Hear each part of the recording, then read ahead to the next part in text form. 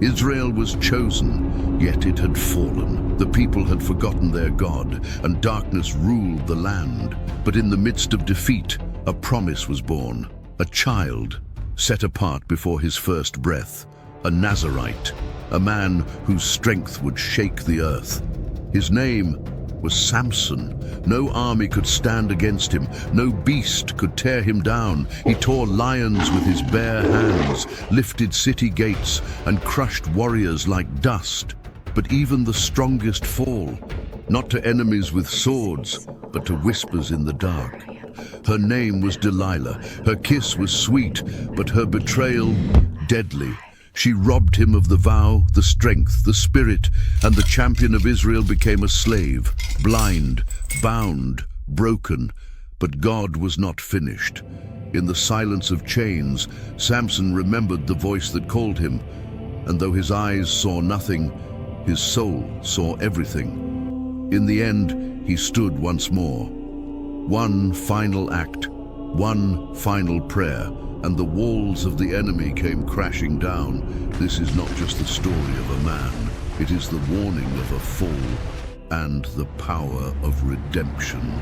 Samson, the movie. Our story unfolds during a somber era for the Israelites, who languished under Philistine oppression for 40 years. In the town of Zorah, nestled in the tribe of Dan, lived a man named Manoah and his wife. Though they were devout, they bore the heavy burden of childlessness. One day, an angel of the Lord appeared to Manoah's wife, proclaiming, "Though you are barren, you will conceive and bear a son. Now, be careful to drink no wine or strong drink, and eat nothing unclean, for the boy shall be a Nazarite to God from the womb. He will begin to deliver Israel from the hands of the Philistines." Overjoyed and astonished, the woman hurried to inform her husband of the divine message. Manoah entreated the Lord to send the angel once more to instruct them on raising the child. God heeded his plea, and the angel returned, reiterating the instructions. The boy was to be consecrated as a Nazarite, dedicated to God's service from birth. In due time, the woman bore a son and named him Samson.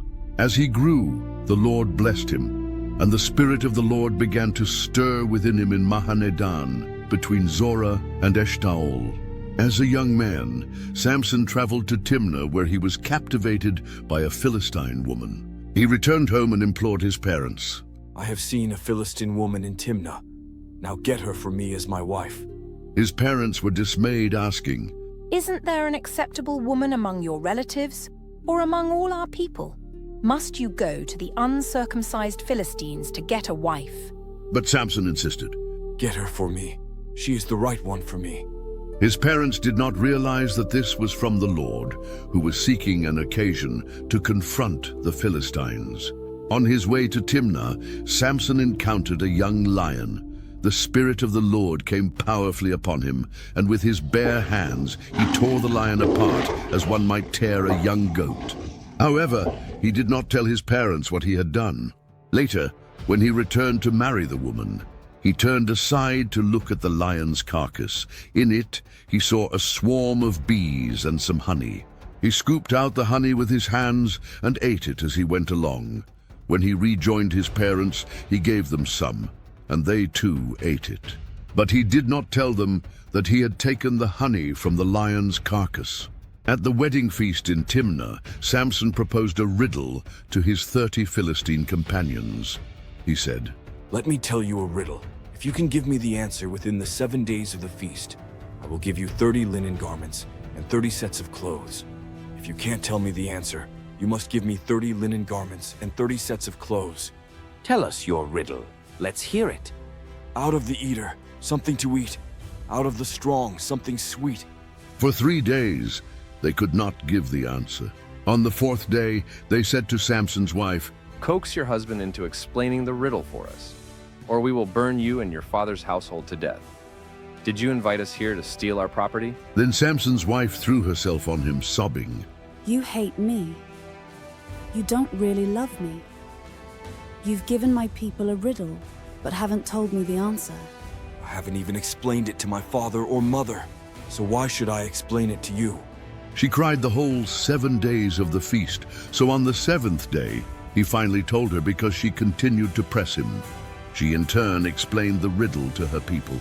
Before sunset on the 7th day, the men of the town said to him, "What is sweeter than honey? What is stronger than a lion?"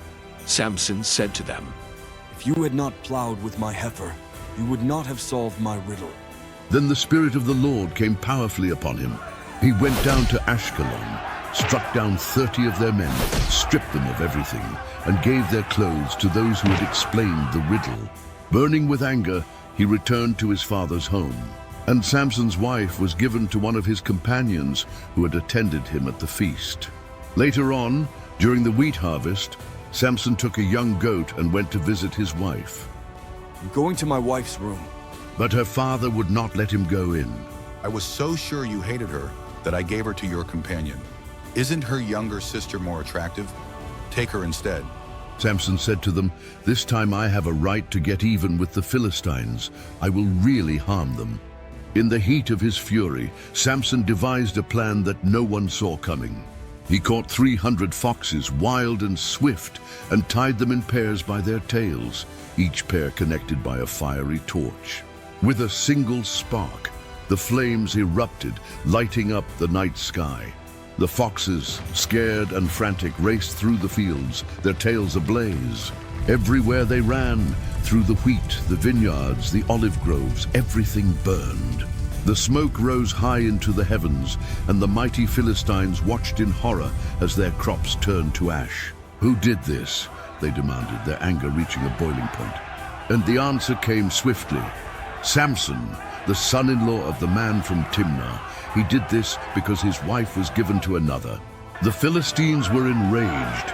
In a cruel twist of vengeance, they captured Samson's wife and her father, and they burned them alive. When Samson heard of their brutal act, a fire of rage burned deep inside him.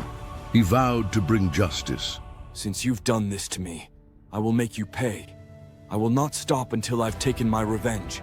With a roar, Samson launched himself into battle, striking down Philistine after Philistine. His strength was unstoppable, and the land trembled beneath his fury. When the dust settled, he retreated to a cave in the rocky hills of Etam, knowing the Philistines would soon come after him. The Philistines, eager for revenge, gathered their forces and marched into Judah. They camped at Lehi, their presence a threat to the people of Israel. "Why have you done this to us? Why have you brought the Philistines against us?" "I only did to them what they did to me." We've come to bind you and hand you over to the Philistines. "Swear to me that you won't kill me yourselves." We swear we won't kill you." And so they bound Samson with 2 new ropes and led him out of the cave, the weight of his strength impossible to ignore. They marched him toward the Philistine camp, unaware that Samson was about to unleash a power they could never imagine. Unaware that Samson was about to unleash a power they could never imagine. As Samson walked toward the Philistine army, something incredible happened. The air seemed to crackle with energy, and the ground beneath him rumbled. The ropes that bound him, mere threads in the face of divine power, snapped apart like burnt straw. Samson was free. His eyes scanned the battlefield. In the dust and chaos, his gaze landed on a jawbone lying forgotten in the dirt. It was the jawbone of a donkey, but to Samson, it became a weapon of divine vengeance. He grabbed the jawbone with both hands, its weight no burden to him. With a battle cry, he swung it, his muscles rippling with divine strength. One after another, the Philistines fell before him, stunned by the sheer fury of his attack. 1,000 men, each one stronger than the last, lay scattered at his feet, defeated by a single man and the power of the Lord. When the battle finally ceased and Samson stood amidst the wreckage of his enemies, he looked to the heavens and said, "With the jawbone of a donkey, I have struck down 1,000 men." Then dropping the jawbone to the ground, he named the place Ramath Lehi, meaning Jawbone Hill. It was a hill that would forever stand as a monument to his incredible victory. But even a mighty warrior like Samson has his limits. The thirst was unbearable, and as the sweat ran down his face, his strength began to fade.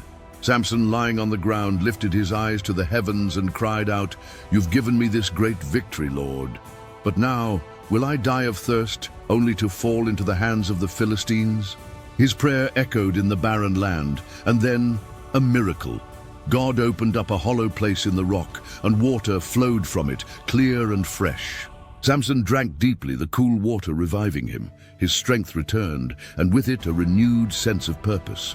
He named the spring En-Hakkore, Spring of the Caller, a reminder of God's provision in his darkest hour. For 20 years, Samson led Israel with strength and courage, a judge in the midst of oppression. But even as he triumphed over the Philistines, there was more to his story. More battles, more challenges, and a destiny that would ultimately test him in ways he never expected. As the years passed, Samson's fame spread throughout Israel. Yet despite his victories, his heart was torn by desires he couldn't control. One day, he found himself in the city of Gaza, where he met a woman named Delilah. She was beautiful, cunning, and unbeknownst to Samson, she had already been approached by the rulers of the Philistines. They saw in Samson not just a threat, but a weakness they could exploit. Delilah, their secret ally, was offered a large sum of money if she could uncover the secret to Samson's strength and help them defeat him. But Samson, blinded by his affection for her, did not suspect the danger lurking in her eyes. Delilah, with her honeyed words and soft touch, wove herself deeper into Samson's life. Samson, tell me the secret of your great strength. How is it that you can defeat armies with your bare hands? Samson, with his heart open to her, hesitated at first, but finally gave her a riddle to unravel. If you bind me with 7 fresh bowstrings, I will become as weak as any other man. That night, Delilah invited the Philistine rulers into her home, and under the guise of care, she tied Samson up with the bowstrings. Samson, the Philistines are upon you. But when she called out, he snapped the bowstrings like they were mere threads. You've mocked me. Tell me the truth. What is the secret of your strength? If you bind me with new ropes, I will be helpless. Once again, she called the Philistine leaders, who came to her home and tied him up with fresh ropes. The Philistines are upon you. When she shouted, Samson tore through the ropes as if they were nothing. But Delilah was relentless. She wept, playing on his emotions. How can you say you love me when you won't even trust me with the truth? Finally, after days of pleading, Samson gave in. In a moment of vulnerability, he told Delilah the truth.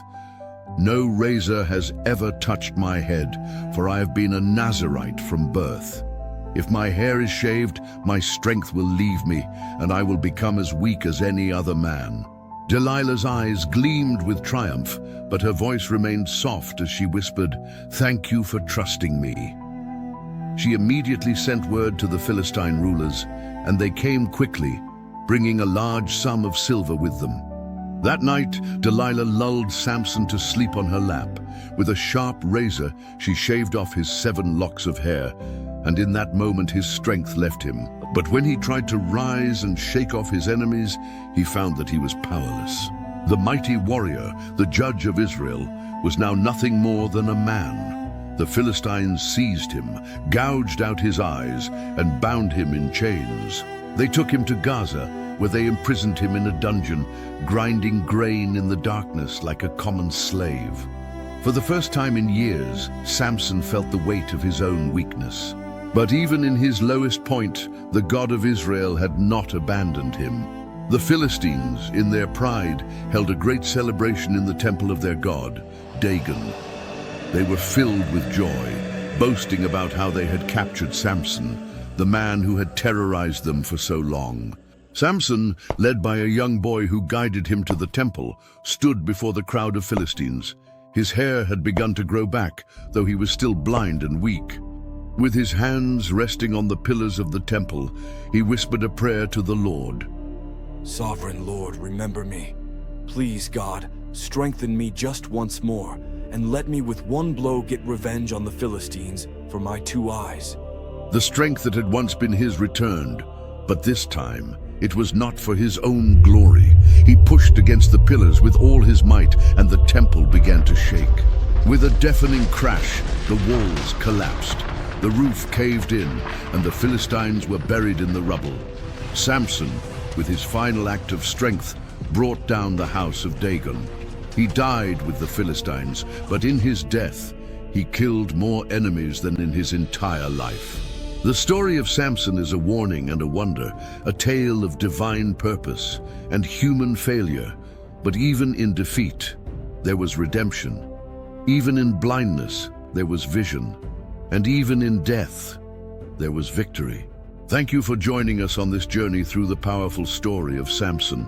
We believe in bringing the timeless wisdom of the Bible to life, making it accessible for everyone, everywhere. If this story touched your heart, and if you want to hear more incredible Bible stories that inspire, teach, and uplift, we invite you to become part of our community at Living Faith Motion. By joining, you're helping us continue to bring these powerful stories to life, free for all to watch and experience. Your support in any form means the world to us. Whether you share our work, contribute your time, or donate, you're helping to spread the message of faith, hope, and resilience. Together, we can reach more hearts and change more lives. Join Living Faith Motion today and help us keep this mission alive, accessible, and free for everyone. Thank you for being a part of this movement of faith. Your support means more than words can say. Together, we can inspire and build a world rooted in faith.